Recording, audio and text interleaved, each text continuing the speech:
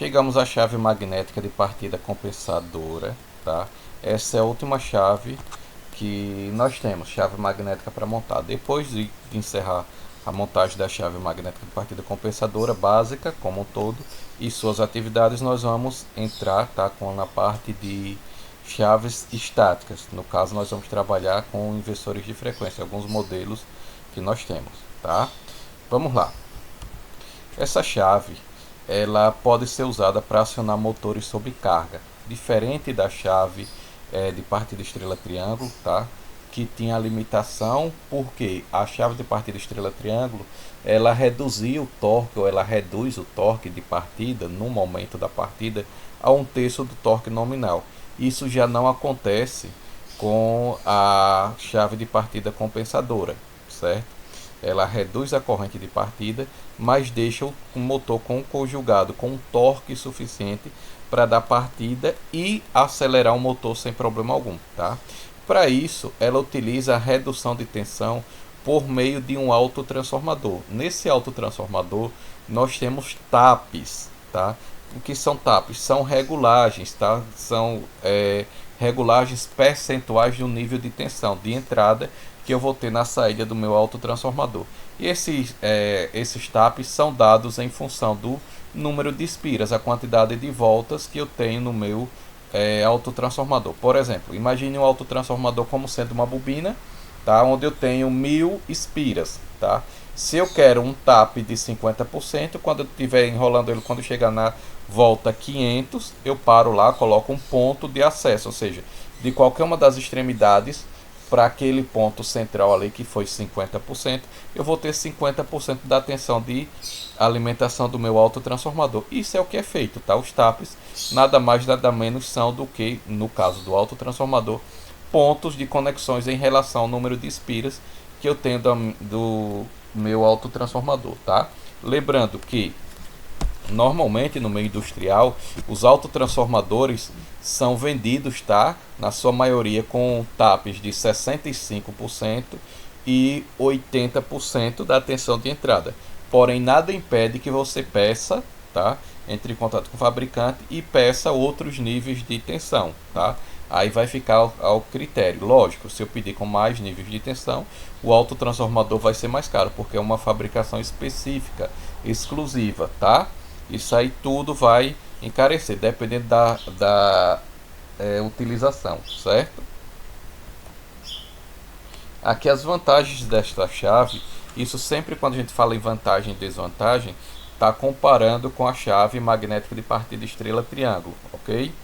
Ela, no TAP de 65%, a corrente de partida de linha, tal que ela vai consumir do sistema elétrico, se assemelha a uma corrente de partida de uma chave estrela triângulo. Porém, tem uma outra vantagem, tá? Que a comutação da derivação de tensão reduzida, que no momento dela, do acionamento dela, ela vai alimentar o meu motor com uma tensão reduzida por meio desse autotransformador. Depois ele vai comutar, ter uma comutação para a tensão de funcionamento normal, que no caso seria como se fosse uma partida direta, tá? Isso aí não vai elevar a corrente, tá?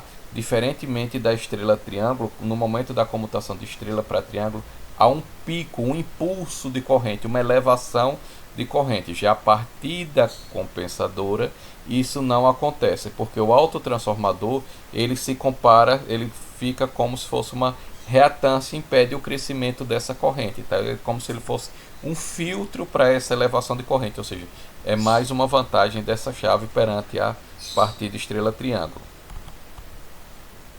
Nós temos uma outra vantagem, tá? Que eu tenho variações gradativas de TAP, como eu tinha falado anteriormente, tá? Que eu posso adequar ou escolher o autotransformador em função do meu sistema, do meu processo, a utilização que eu quero, tá? Isso aí eu vou escolher em função da minha necessidade, tá? Eu entro em contato com o fabricante e solicito o TAP, o percentual de tensão que eu desejo, o percentual de tensão que seja mais adequado para o meu sistema. Agora as desvantagens dessa chave, certo? Primeira desvantagem é limitação quanto ao número de manobras, tá? O número de manobras é quantas vezes ela pode ser ligada em uma hora, certo?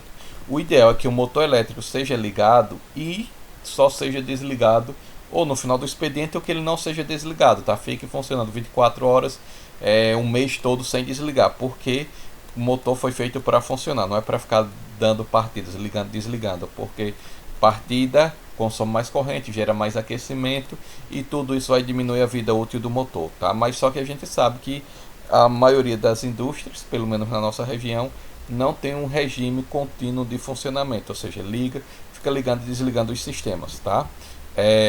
E a chave de partida estrela triângulo não tem limitação do número de manobras. Em uma hora eu posso dar quantas partidas forem necessárias. Já a chave de partida compensadora, eu não posso fazer isso por conta do componente novo que é o autotransformador. O autotransformador é um componente, tá, que ele não tem sistema de ventilação, refrigeração, tá? Aí o que é que acontece? Ele aquece muito, certo?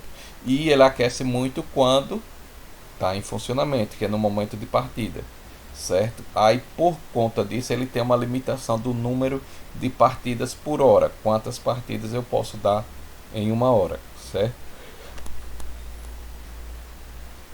Essa chave, por ter um componente, mais um componente em relação à estrela triângulo, o quadro para montar ela, para instalar ela, vai ter uma dimensão maior. Quando eu tenho uma dimensão maior, eu tenho automaticamente custo maior, preciso de espaço maior e coisas do tipo, tá? Sempre eu vou ter, ela vai ser mais cara do que uma chave de partida estrela triângulo para a mesma potência de motor, tá? Porque sempre vai ser mais cara, porque eu vou, além dos componentes que são idênticos a partida estrela triângulo, tá? Eu vou ter a questão de mais um componente autotransformador e também espaço no quadro, mas quanto maior o quadro, mais caro vai ficar, certo? Além disso, tá, tem a questão do dimensionamento dos contatores, tá? É um pouco diferente como eu faço dimensionamento contator e relé de partida estrela triângulo e partida compensadora. Se vocês quiserem aprender mais sobre a questão de dimensionamento, tá, que não é o objetivo da disciplina em si, o objetivo da disciplina em si é aprender a montar e dar manutenção nesses quadros, certo? Mas se vocês quiserem aprender um pouco mais como é que se dá esse dimensionamento, no meu site lá tem um curso sobre dimensionamento de chaves magnéticas, tá? Aí vocês vão ver as diferenças e como é que a gente faz o dimensionamento dos contatores, ok? Aqui eu tenho o diagrama, tá, da minha chave magnética de partida compensadora.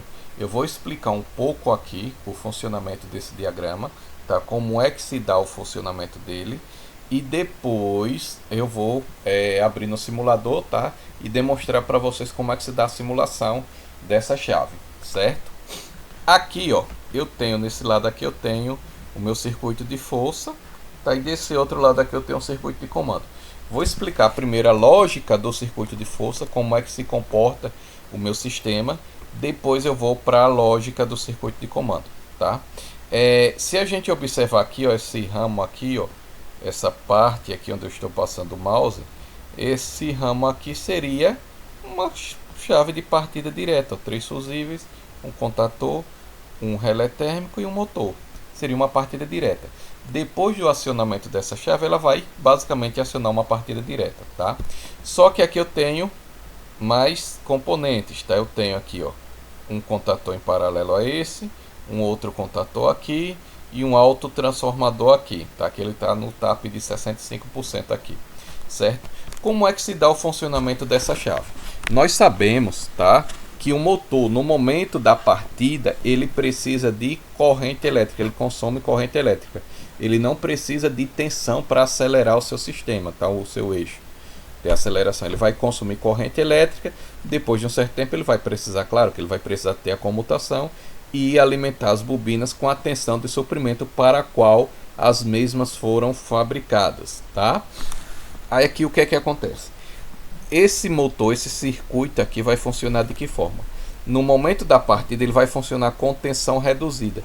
Tensão reduzida de que forma? Não é no fechamento como a estrela triângulo. Esse motor eu tenho que deixá-lo configurado para a tensão que eu utilizo. No caso aqui em Alagoas é 380 volts, a tensão entre fases, tá? Como é que eu vou baixar o nível de tensão? por meio de um autotransformador, tá? Ele vai ter aqui, ó, meu sistema no momento da partida, vou alimentar aqui, vai fechar o C2, tá? Que vai alimentar aqui a entrada do meu autotransformador com 380 volts, que é a tensão que eu tenho aqui de entrada, certo? Aqui na saída 0 dele eu tenho o fechamento do meu autotransformador em estrela, por meio desse contator aqui C3, tá? Tá fazendo o fechamento do autotransformador. E aqui na saída no tap de 65%, eu estou saindo aqui para o meu relé, tá? Eu tenho que colocar esse contato na saída do contator C1, entre o C1 e o relé, para que eu tenha proteção térmica no momento da partida. Tem muita gente que coloca aqui na saída do relé térmico, que é mais fácil fazer essa conexão, só que não é certo, tá? O correto é eu fazer essa conexão aqui, nesse ponto aqui, porque dessa forma eu tenho a proteção térmica no momento da partida, não somente depois que ele comutar, certo? Aí o que é que acontece? No momento da partida, quando eu ligar o meu sistema, eu vou fechar ao mesmo tempo C2 e C3, ou seja, eu vou alimentar aqui o meu autotransformador com 380 volts na entrada e fechar aqui, fazer o fechamento dele em estrela. Na saída dele vai sair um valor de 65% desse valor de 380 volts. Esse valor de 65% dessa tensão vai alimentar o meu motor, tá? Automaticamente ele começa a acelerar, girar e vai ganhando velocidade, beleza? Quando passar um certo tempo, tá? Quando passar o tempo ajustado pelo meu relé de tempo, tá? O que é que vai acontecer? Ele vai desligar aqui ó, o C3. Ele desliga o C3, tá? Quando ele desliga o C3, ele abre aqui, tira a alimentação do meu autotransformador, tá? Ele fica em aberto, não tem nenhum fechamento nele. Ele liga o C1. Quando ele liga o C1, ele vai alimentar o meu sistema aqui, ó, direto, como se fosse uma partida direta com 380 volts. Quando ele desliga o C3, ele cessa essa alimentação aqui com a tensão reduzida, tá? Ele vai alimentar aqui pelo C1 como partida direta e também vai abrir aqui o C2, que é para tirar essa alimentação aqui na entrada do meu autotransformador. Ou seja, no momento da partida ele fecha C2 e C3.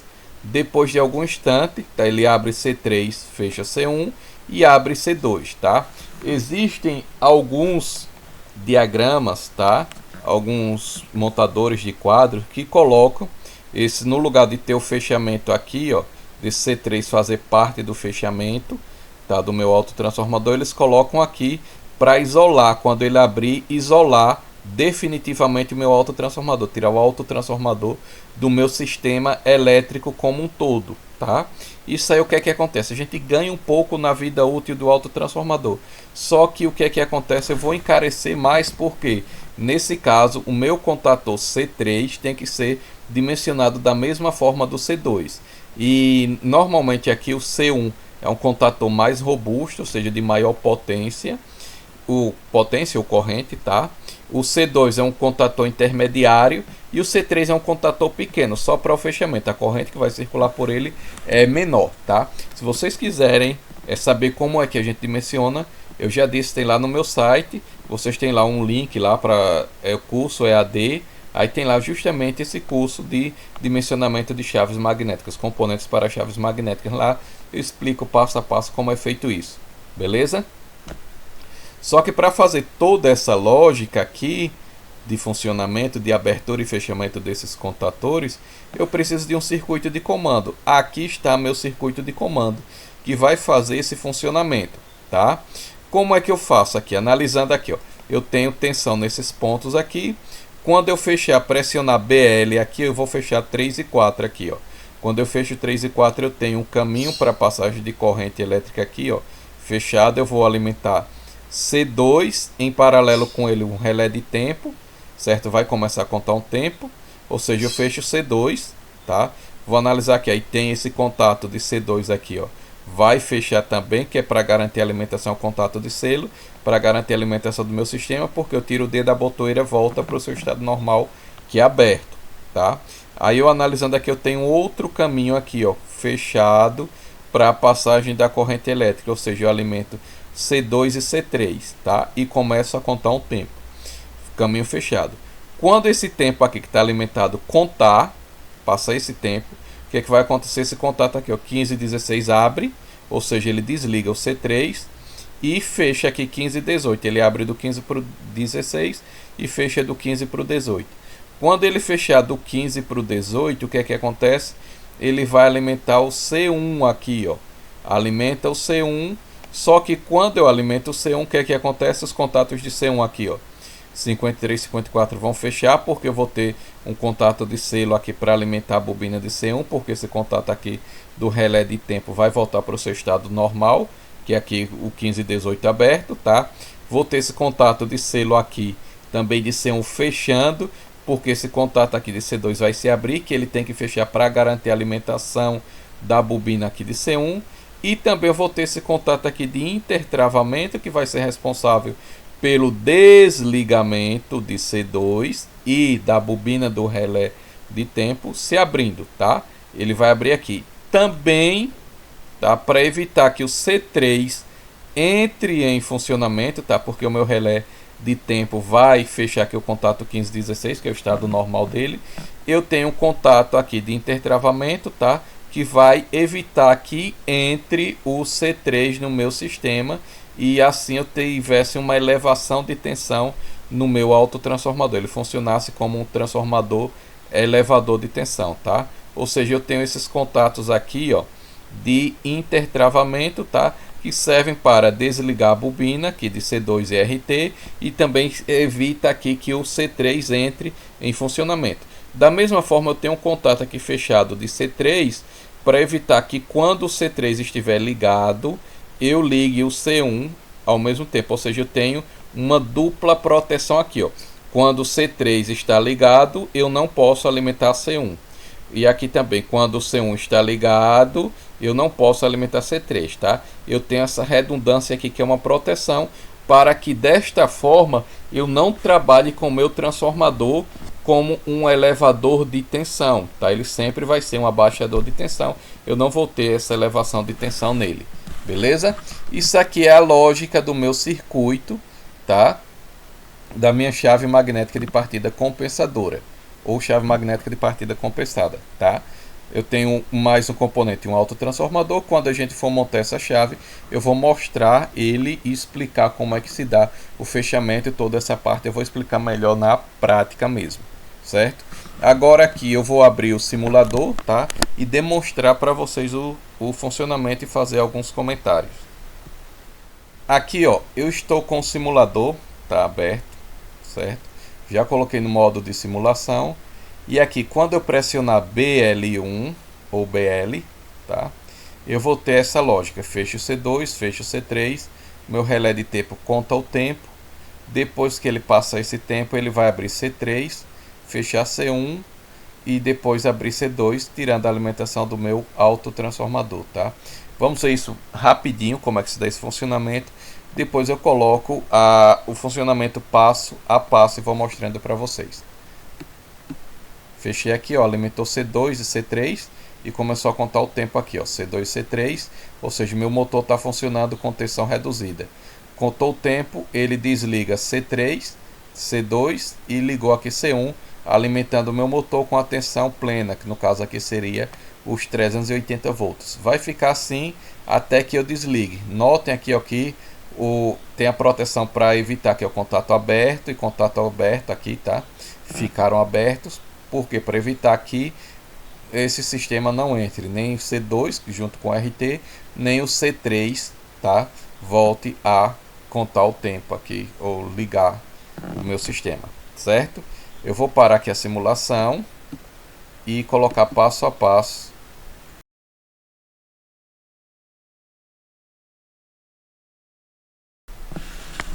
Aqui, ó, tá na simulação, tá no modo passo a passo, certo?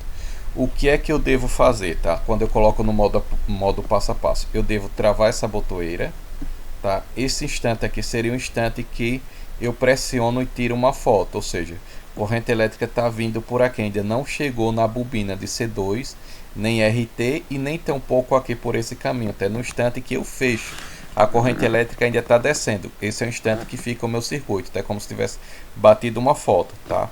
O próximo passo que vai acontecer é a corrente elétrica alimentar aqui C2, RT e C3 também, ó. Próximo passo, ó, alimentou aqui essas bobinas, tá? C2, tá? Alimentou aqui, ó, C2, junto com o relé de tempo, junto com o C3 aqui, tá? Ou seja, ele fechou aqui, ó, C3 e C2, tá? Primeiro estágio, iria alimentar o meu motor e fechou aqui, ó, a corrente elétrica ainda está vindo aqui, ainda não começou a girar o meu motor, certo?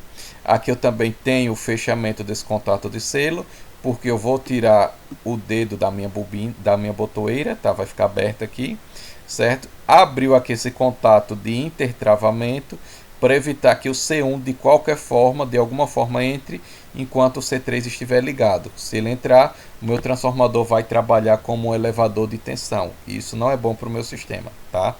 Aí aqui eu vou ter que passar dar alguns toques aqui para passar esse tempo aqui, tá? Para adiantar esse tempo, certo? O próximo toque ele vai começar a girar o motor, que não vai mudar nada no meu circuito, ele vai começar a girar o motor, ó. O motor começou a girar, tá? E agora eu vou ter que dar alguns toques aqui para o relé de tempo contar o tempo até que haja a comutação.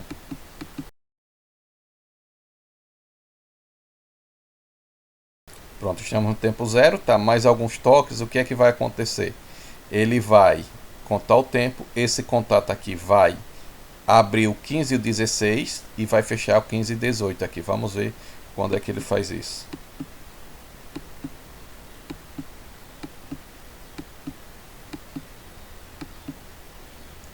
No instante que ele abre o 15 e 16, foi no instante que ele abriu, a corrente ainda estava vindo aqui, ainda continua, ainda permaneceu um instantezinho alimentado o C3, tá? Mas notem que logo depois ele vai apagar essa bobina aqui, que é o próximo passo. Apagar, tirar a alimentação da bobina de C3, tá?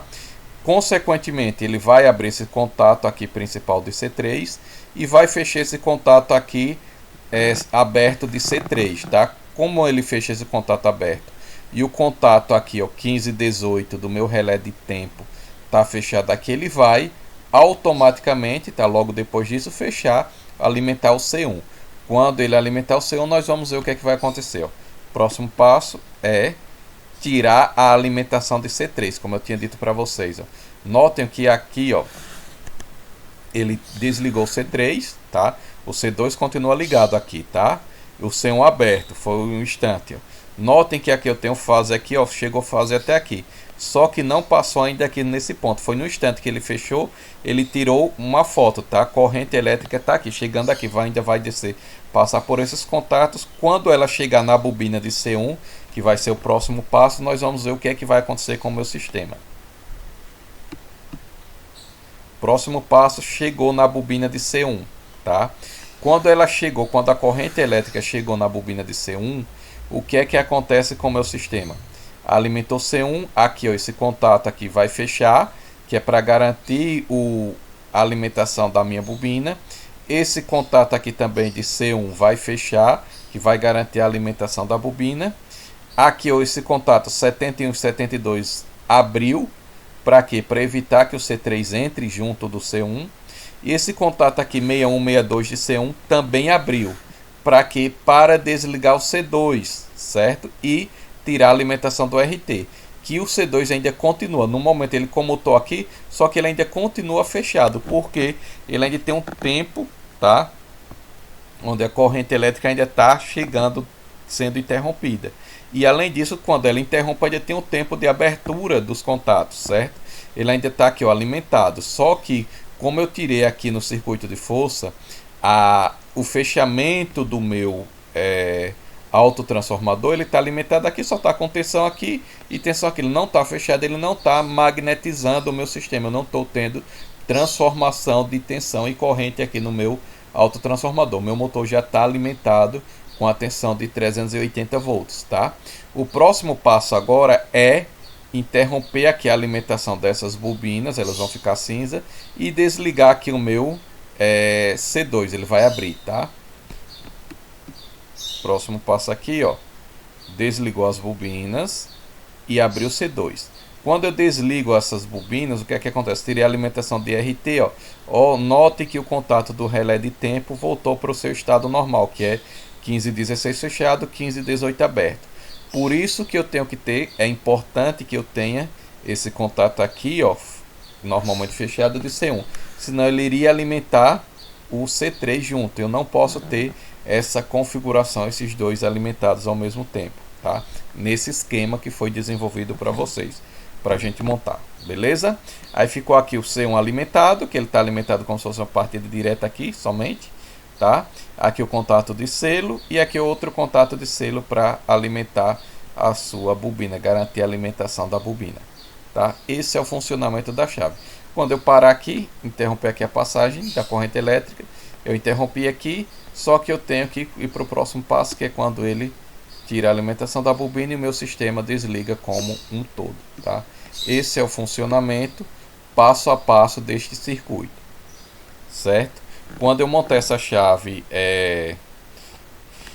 de forma prática mesmo, eu vou explicar um pouco mais do autotransformador, como é que eu tenho os contatos, como é que eu faço as conexões dele e tudo mais, e algumas coisas sobre o funcionamento da chave, certo? Por enquanto, essa parte de introdução teórica e simulação é só isso.